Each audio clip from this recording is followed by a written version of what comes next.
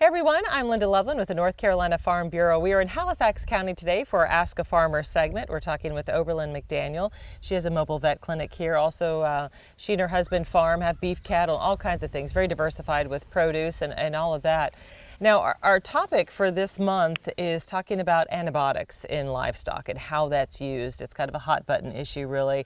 People are concerned about antibiotics entering the food stream, but in reality, it's very well maintained by veterinarians. It's not as widely used. Well, I'll let Oberlin tell you that much. But to begin with, how much are antibiotics really used in reality with these herds?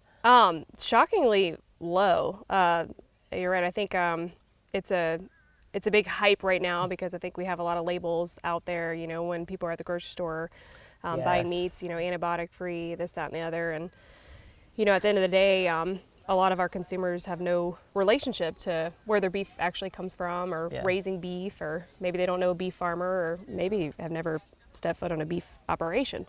But I think the important thing for people to know is that, particularly since June, where a new ordinance was put in place, there is no such thing as over-the-counter antibiotics. Therefore, if a livestock animal or any animal is treated with an antibiotic, it's with veterinary oversight. And because of that, very few animals are treated, because the majority of the time in disease, it doesn't warrant antibiotics, right? We don't take antibiotics for every cold that we get. You know, we don't take antibiotics for, you know, a GI upset and everything. A lot of that is just supportive care and bettering your management processes, whether that be, you know, nutrition or the environment that the animal lives in. But when we do use antibiotics, I think it's really important for consumers to know that each one of those antibiotics does have a withdrawal period, which basically means that if we use the meat or milk from the animal, that as long as we've followed the appropriate withdrawal period, there's no residual antibiotic in that product.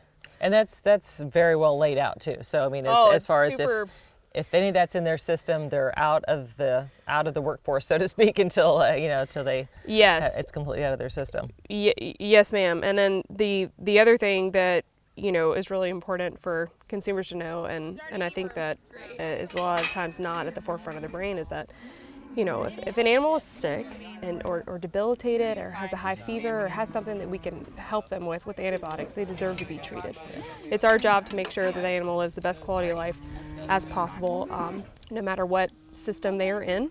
And we take that very seriously, and it is probably less than 2% of what we do in my livestock practices is utilizing antibiotics. There's a time and a place for it, and they can be very beneficial, but by all means, the research has been done on withdrawal periods when there's no residual of that product left behind, and we can trust that. There's so many myths out there, and there's so much false information. When you buy meat and milk from the store, there are no antibiotics in it, and we are very, very strict about that. Yep. All right, here in Halifax County. Thank you, Oberlin, for your time. We appreciate it. And congratulations, she's about ready to give birth to number 3. So good luck with all that. Yeah, tomorrow. Thank you, Oberlin. Thank you. Appreciate it.